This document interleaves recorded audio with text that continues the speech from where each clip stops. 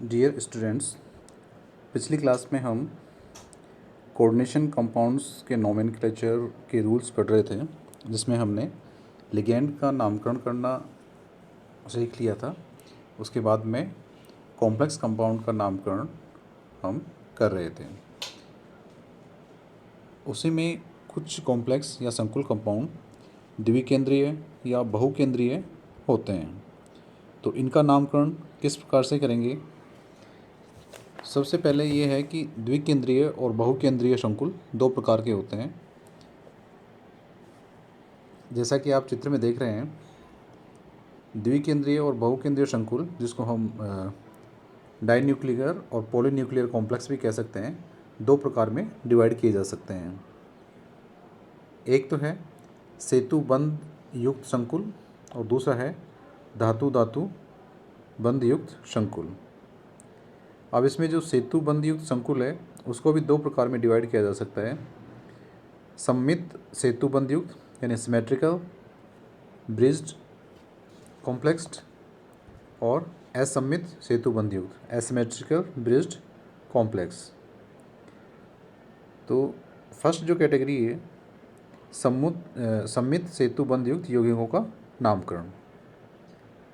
तो इनका नामकरण करने के लिए यदि सेतु बंध युक्त संकुल यौगिक सममित है, अर्थात सेतु लिगेंड या ब्रिज लिगेंड एक जैसी एंटिटी है, तो उनके नाम इस प्रकार से व्यवस्थित करते हैं कि पहले म्यू, फिर सेतु लिगेंड का नाम, फिर उस एंटिटी की संख्या दर्शाते हुए पूर्व लगन लिखकर उस एंटिटी का नाम लिख देते हैं।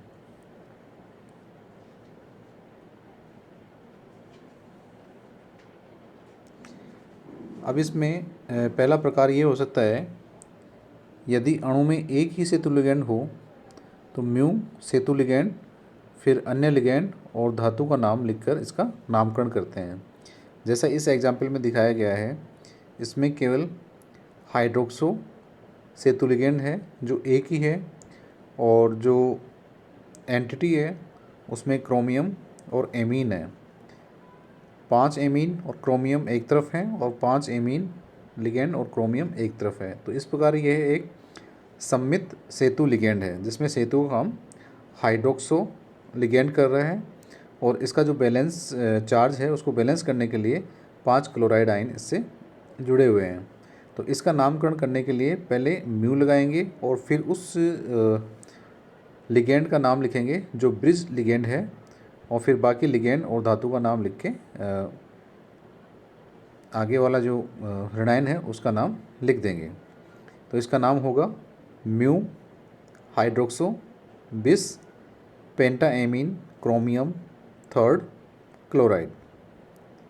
तो इस नाम से क्लियर हो रहा है कि म्यू आ गया, इसका मतलब यहाँ पे जो लिगेंड है वो ब्रिज लिगेंड है, और म्यू के बाद में उसका नाम लिखा गया है म्यू हाइड्रोक्सो, यानी हाइड्रोक्स यहाँ पे ब्रिज लिगेंड है। और कितनी एंटिटी इससे जुड़ी हुई है उनकी संख्या दर्शाने के लिए बिस लिखा गया है। इसका मतलब यह है कि 2 एंटिटी इससे जुड़ी हुई है, और उन एंटिटी का क्या नाम है तो उनको ब्रैकेट में लिखा है पेंटाएमीन क्रोमियम थर्ड, यानी 2 पेंटाएमीन क्रोमियम थर्ड है। ये दोनों एंटिटी इस ब्रिज लिगेंड से जुड़ी हुई है, और उनके आवेश को संतुलित करने के लिए क्लोराइड आयन इससे जुड़े हुए हैं।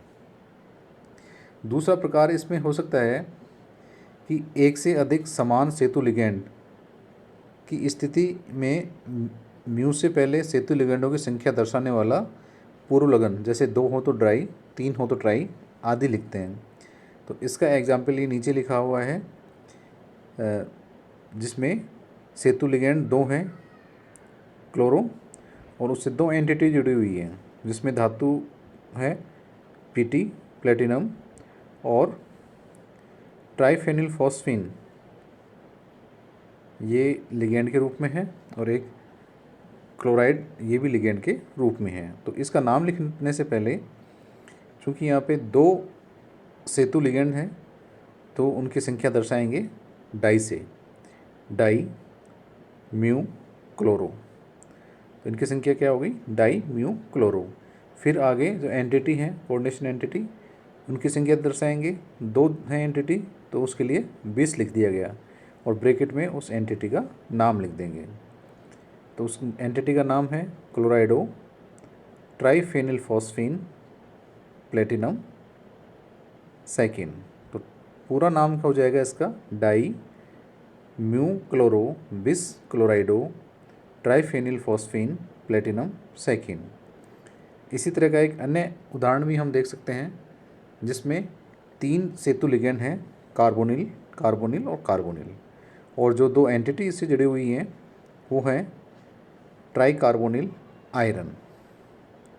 यहाँ पे कार्बोनिल लिगेंड के रूप में है और आयरन का ऑक्सीकरण अंक 0 है। तो सबसे पहले सेतु लिगेंड को लिखेंगे, लेकिन इन सेतु लिगेंड की संख्या भी दर्शानी होगी। तो यहाँ पे 3 सेतु लिगेंड है, तो इसके नाम के आगे पूर्व लगन ट्राई लगाएंगे और फिर म्यू लिखेंगे, और फिर यहाँ पे जो सेतु लिगेंड है वो कार्बोनिल है। फिर उसके बाद में एंटिटी लिखेंगे, यहाँ पे 2 एंटिटी हैं तो इसलिए बिस लिखेंगे, और फिर ब्रैकेट में उन दोनों एंटिटी के नाम लिखेंगे। पहले लिगेंड का नाम आएगा और फिर मेटल का नाम आएगा, और उसके बाद में ब्रैकेट में उसका ऑक्सीकरण अंक लिखेंगे। यहाँ पे स्क्वायर ब्रैकेट या बड़े ब्रैकेट का यूज़ किया गया है क्योंकि यहाँ पे स्मॉल ब्रैकेट में इसका धातु का ऑक्सीकरण अंक लिखा गया है, इसलिए इसका नाम हो जाएगा ट्राई म्यू कार्बोनिल बिस ट्राई कार्बोनिल आयरन, और ब्रैकेट में उसका ऑक्सीडेशन नंबर 0। तो इस प्रकार से एक से अधिक समान सेतु लिगेंड होने पर उनका नामकरण किया जा सकता है। केवल उनके नामकरण से पहले सेतु लिगेंड की संख्या दिखाने के लिए पूर्व लगन डाई ट्राई आदि लिखते हैं। तीसरा जो इसमें पॉइंट है वो ये है कि यदि सेतु लिगेंड के नाम में डाई ट्राई आदि पूर्व लगन हो, यानी जो लिगेंड है उस लिगेंड के नाम का ही हिस्सा हो, ये डाई ट्राई आदि उसी के नाम का हिस्सा हो, तो लिगेंड की संख्या दर्शाने के लिए बिस ट्रिस आदि पूर्व लगन का उपयोग करते हैं। इसका उदाहरण नीचे लिखा हुआ है जिसमें सेतु लिगेंड है डाइफेनिल फास्फिडो। अब इस लिगेंड का नाम क्या है? डाइफेनिल फास्फिडो। तो यहाँ पे डाई जो शब्द है उस लिगेंड के नाम का ही हिस्सा है, यह है उनकी संख्या नहीं दर्शा रहा कि कितने सेतु लिगेंड है। तो इसलिए इन सेतु लिगेंड की संख्या दर्शाने के लिए डाई नहीं लिखेंगे, उसका लिखेंगे उसके लिए बिस शब्द का उपयोग करेंगे। तो इस संकुल का नाम लिखने के लिए पहले बिस लिखा, फिर म्यू लिखा, और म्यू लिखने के बाद में सेतु लिगेंड का नाम जो कि डाइफेनिल फॉस्फिडो है, फिर उपसहसंयोजक एंटिटी लिखेंगे और उसकी संख्या दर्शाएंगे। तो यहाँ पे उपसहसंयोजक एंटी है डाई नाइट्रोसिल और आयरन, और उनकी संख्या 2 है, तो उसके लिए लिखेंगे बिस डाई नाइट्रोसिल आयरन, और इसमें आयरन का जो ऑक्सीकरण अंक है वो 3 है, तो उसको ब्रैकेट में रोमन अंकों में 3 लिख देंगे। तो इस संकुल का जो पूरा नाम है वो हुआ बिस म्यू डाइफेनिल फॉस्फिडो बिस डाई नाइट्रोसिल आयरन 3rd। और इसी का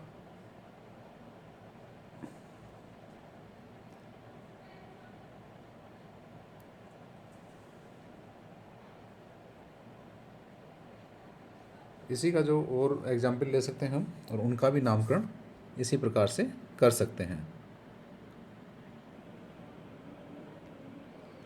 चौथा बिंदु यह है कि जब एक सेतु लिगेंड 2 से अधिक धातु परमाणु से जुड़ा हुआ हो तो धातु परमाणुओं की संख्या के आधार पर μ3 μ4 आदि का उपयोग किया जा सकता है। जैसा कि इस उदाहरण में है, तो इसमें जो सल्फर लिगेंड है वो 4 एंटिटी से जुड़ा हुआ है, इसलिए इसके नाम से पहले μ4 का उपयोग करेंगे। तो इसका नाम हो जाएगा μ4 थायो tetrakis methyl mercury second ion. यहाँ पे 4 उपसहसंयोजक एंटिटी इस ब्रिज लिगेंड से जुड़ी हुई हैं, तो यहाँ पे टेट्राकिस का उपयोग किया गया है और ब्रैकेट में उस उपसहसंयोजक एंटिटी का नाम लिखा गया है। 5वां पॉइंट यहाँ पे ये है कि कोई बहुलक श्रृंखला हो तो बहुलकीय श्रृंखला युक्त संरचना होने पर संकुल के नाम के पहले कैटिना म्यू पूर्व लगन लगाते हैं, जैसा कि इस उदाहरण में दिखाया गया है। यहाँ पे पैलेडियम केंद्रीय धातु परमाणु है और इससे क्लोराइडो लिगेंड जुड़े हुए हैं।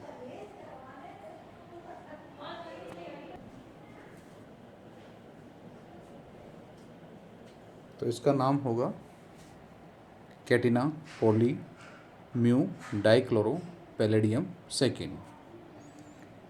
अब यदि अणु असमित है, यानी असमित सेतुबंध युक्त यौगिक का नामकरण करना हो तो हम किस प्रकार से इनका नामकरण करेंगे। ऐसे यौगिकों के नामकरण में पहले अंग्रेजी वर्णमाला के क्रम में लिगेंडों को लिखते हैं और फिर धातु परमाणुओं को लिखते हैं। जैसे इस एग्जाम्पल में जो ब्रिज लिगेंड है वो एमिनो है और साथ में हाइप्रोक्सो भी है। तो पहले एमिनो आता है अल्फ़ाबेटिक ऑर्डर से, तो पहले इसका नाम लिखेंगे, फिर लिगेंड्स का नाम लिखेंगे। तो mu amino hexa amine dichloro mu hydroxo cobalt third chloride इसका नाम होगा। यहाँ पे एमीन है वो 4 एक तरफ जुड़े हुए हैं कोबाल्ट के साथ और 2 एक तरफ जुड़े हुए हैं, इसलिए 6 एमीन हो गए टोटल। तो इसको हेक्सा एमीन अपन ने लिखा है। और एक तरफ 2 क्लोराइड आयन भी जुड़े हुए हैं लिगेंड के रूप में, तो डाइक्लोरो उसको लिखा है। फिर म्यू लिख के जो ब्रिज लिगेंड है उसको हाइप्रोक्सो लिखा है और डाई कोबाल्ट परमाणु की संख्या दर्शाते हुए लिखा है और ब्रैकेट में उनकी ऑक्सीकरण अंक है। तीसरा जो प्रकार है वो है कि धातु धातु बंध युक्त यौगिक हों। अगर कॉम्प्लेक्स में 2 धातुओं के बीच में बंध बना हुआ है तो उसका नामकरण कैसे करेंगे। यदि धातु धातु बंध युक्त यौगिक सममित अणु है तो उनके नाम के पहले ग्रीक अंकों के पूर्व लगन लिख दिए जाते हैं। जैसे इस उदाहरण में MnCO5 2 इकाई हैं जिनके दोनों इकाइयों के Mn धातु के बीच में बंध बना हुआ है, तो इसका नामकरण होगा बिस पेंटाकार्बोनिल मैंगनीज। अब इसमें असमितता की भी स्थिति हो सकती है इस प्रकार की कॉम्प्लेक्स में। तो उसमें क्या होगा कि यदि धातु धातु बंध युक्त अणु असमित हो तो एक लिगेंड युक्त केंद्रीय धातु परमाणु को लिगेंड की भांति मानते हैं जो दूसरे केंद्रीय धातु परमाणु के साथ जुड़ा हुआ होता है। दोनों धातु परमाणु से उच्च प्राथमिकता वाले धातु परमाणुओं को केंद्रीय धातु परमाणु मानते हैं। और ये प्राथमिकता हम कैसे तय करेंगे। आवर्त सारणी के लंबे रूप में वर्ग 17 से वर्ग 1 समूह की ओर नीचे से ऊपर की तरफ जाने पर धातुएं जिस क्रम में आती हैं वह धातुओं का प्रायिकता क्रम का बढ़ता हुआ क्रम है। उदाहरण के लिए एक एग्जाम्पल दिया गया है CO4 CO4 यहाँ पे लिगेंड है कार्बोनिल और 2 धातु जुड़े हुए हैं वो हैं कोबाल्ट और रीनियम। तो इसका नाम लिखा है पेंटाकार्बोनिल ब्रैकेट में टेट्रा कार्बोनिल कोबाल्टियो रीनियम। तो इसमें जो मुख्य धातु परमाणु है वो रीनियम को माना गया है क्योंकि इसकी प्रायिकता कोबाल्ट की तुलना में अधिक है। तो उपरोक्त संकुल में रीनियम अधिक प्रायिकता वाला धातु है, अतः इसे रीनियम का संकुल मानते हुए नाम दिया गया है। और दूसरी जो एंटिटी थी CO4 इसको एक लिगेंड के रूप में ही लिखा गया है और इसका नाम टेट्रा कार्बोनिल कोबाल्टियो लिखा गया है। तो इसका संपूर्ण नाम हो जाएगा पेंटाकार्बोनिल टेट्रा कार्बोनिल कोबाल्टियो रीनियम। और इस चित्र में तत्वों का प्रायिकता क्रम लिखा गया है कि असममित धातु धातु युक्त बंधन युक्त श्रृंखलों में 2 धातुओं में से किस धातु को प्रायिकता दी जाएगी उसका निर्धारण इस प्रायिकता क्रम से दिया गया है। यहाँ पे जो एरो चल रहा है ऊपर से नीचे की तरफ फ्लोरीन क्लोरीन ब्रोमीन आयोडीन इस क्रम में चलेंगे और फिर वापस ऑक्सीजन से शुरू होंगे और फिर वापस नाइट्रोजन से कार्बन से बोरोन से। इस तरह से ये एरो के अनुसार इस तीर के अनुसार इनका क्रम चलेगा। तो इस क्रम में जो धातु पहले आ रहा है उसको प्राथमिकता पहले दी जाएगी, उसको केंद्रीय धातु परमाणु माना जाएगा। और दूसरी एंटिटी जो है उसको लिगेंड के रूप में माना जाएगा। जो कम प्रायिकता वाला धातु है उससे जुड़ी हुई एंटिटी को लिगेंड के रूप में मानकर उसका नामकरण कर देते हैं।